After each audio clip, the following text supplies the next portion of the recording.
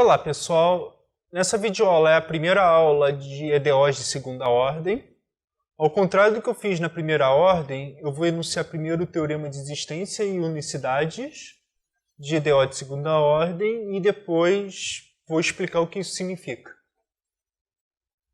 Então, a primeira coisa que a gente vai trabalhar não vai ser exatamente uma EDO de segunda ordem geral. Eu vou trabalhar com EDO, por enquanto, EDO linear de segunda ordem. O que é uma EDO linear? É uma EDO com esse rosto aqui. Linear em relação a y. Tanto y como y'. E repara como que aparece o y''. Tá? Não tem nenhum a de x aqui. E o b, c, q são funções quaisquer, lineares ou não. Por exemplo, se eu trocar o y por y², é uma EDO linear? Não. Se eu trocar o y por seno de y, é uma EDO linear? Não. Se eu trocar o c de x por seno de x, é uma EDO linear? Sim. Tá? Linear a respeito a y, y' e y duas linhas. Se eu elevar ao quadrado aqui, por exemplo, já não é mais linear. E o problema do valor inicial, vamos pensar um pouco em física. O que você tem? Y posição, y' velocidade, y' aceleração. E esse aqui é uma equação que foi dada por leis de Newton. Vamos pensar desse jeito. Força igual a ma e começou a fazer alguma equação, destacou as forças, tudo que tem direito. A posição inicial, onde está declarado, e a velocidade inicial. Tá? Eu fiz uma explicação rápida disso na introdução, lá na primeira EDO. O que a gente vai fazer? Então, queremos trabalhar com esse tipo de EDO, tudo que tem direito. A primeira coisa que eu pergunto é, essa brincadeira tem solução? Sim. Quando? Por quê? Que hipótese eu tenho que botar sobre B, C, Q? Para saber se eu não estou perdendo tempo fazendo conta. Então, o teorema é ótimo. Na verdade, ele diz que se B, C e Q são funções contínuas, já não estou perdendo tempo. Eu sei que existe uma única solução. Então, o nosso grande trabalho é achar essa φ. Aí a gente fala numa vizinhança, etc., cola, tudo que tem direito, que foi discutido na primeira EDO. Mas, essencialmente, o que eu quero que vocês gravem é B, C, Q contínuas, tudo tem solução. Acontece que alguns livros, como que eu disse, colocam um A de x aqui. Quando tem esse A de x, eu tenho que colocar mais uma hipótese. A hipótese que eu tenho que colocar é que A de x0 é diferente de zero. Tá? Se for igual a zero, já não sei se existe a única solução. Tá? Um dos exemplos comuns é que a gente vai ver um pouquinho mais tarde, quando A de x é igual a x menos x0. Ou x menos x0 ao quadrado e assim vai. Tá? Mas normalmente, EDOs de segunda ordem A de x, x0 diferente de zero para poder falar de uma vizinhança. Por exemplo, se eu trocar agora o A de x por x menos 1 vezes x menos 3, e eu trabalhar aqui com 2 igual a y0 e y' de 2 igual a v0, ok, a gente sabe que existe e é a única solução. Então a gente pensa em barreiras. Por exemplo, vamos fazer o nosso domínio aqui, x e y. Então aqui está o meu x igual a 1, aqui está o meu x igual a 3, e eu sei que o x de 2 está aqui com um v0, que é essa direção para cá. Então eu sei que existe uma φ que é a solução dessa brincadeira. Muitas vezes é interessante perguntar até onde essa φ pode ir. Bem, na melhor das hipóteses, o φ ela vai daqui até aqui. Na melhor das hipóteses, não. Na pior das hipóteses. Então, eu sei que a minha φ vai tocar em algum momento aqui, podendo não tocar, podendo ser assintótico, e vai chegar até um certo ponto.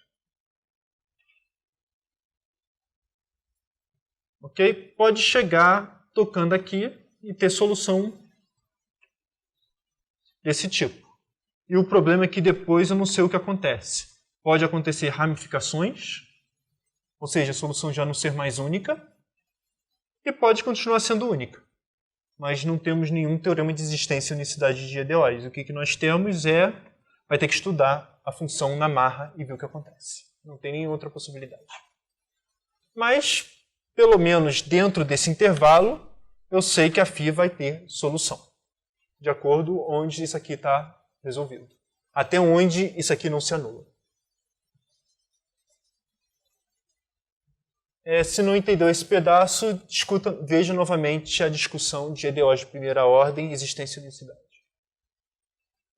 Um exemplo que a gente vai trabalhar para entender o teorema é esse aqui.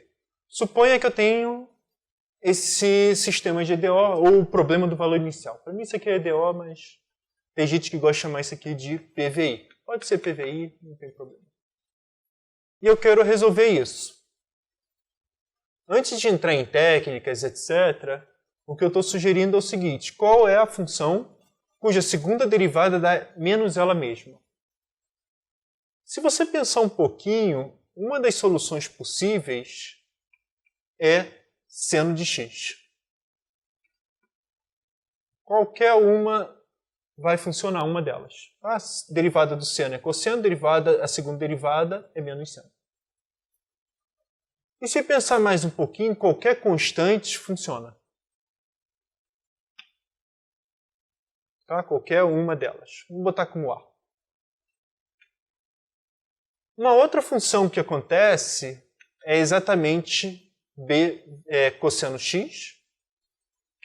E qualquer constante também funciona. A segunda derivada do cosseno é menos cosseno. E se pensar mais um pouquinho ainda, a soma está lá dentro. Acontece que, então, uma solução possível, ou pelo menos uma família,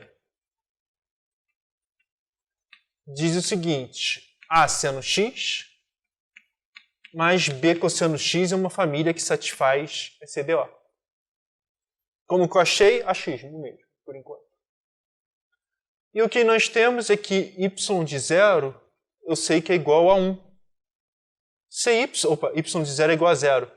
Se y de 0 é igual a 0, então, em particular, B é igual a 0. Então, A seno x vai me interessar.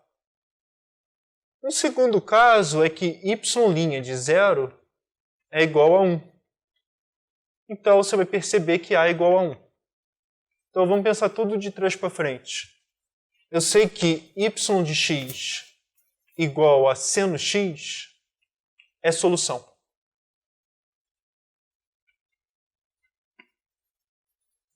Tá? Totalmente, 100% solução, nenhum grande problema. É única? Sim.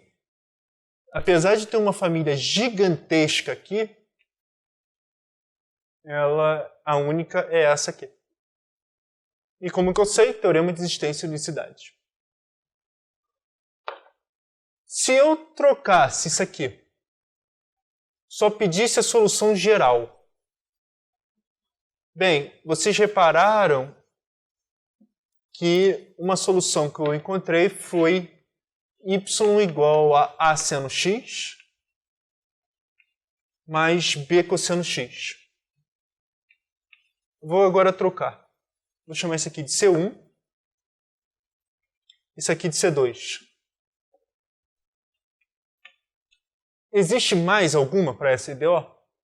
Mais algum tipo de função que esteja diferente dessa família? A resposta vai ser não. Por quê? O que diz o teorema de existência e unicidade? Eu tenho uma equação y' mais y de x0 igual a y0 e y' de x0 igual a v0. No fundo, o que acontece é que uma delas vai transformar uma constante e a outra delas vai ser a outra constante, em algum sentido, com alguns ajustes. Tá? Não vai ser exatamente o V0 ou C2, mas temos alguns ajustes aqui. Então, qualquer solução geral de uma EDO de segunda ordem, a gente espera que apareça uma constante, duas constantes. Não 3, não 4, apenas 2. Então, quando a EDO de primeira ordem, quando a gente estudava esse tipo, nós tínhamos só uma constante. Quando temos essas duas aqui, temos duas constantes. É isso que diz o teorema de existência e unicidade. Então, o nosso mundo vai ser achar uma solução geral em que apareça duas constantes. É assim que a gente vai trabalhar o tempo todo. É isso que eu quero que vocês fiquem em mente. Então é isso, gente. Eu espero que tenham gostado dessa videoaula. Até a próxima. Não esqueça de curtir ou comentar para me dar um feedback.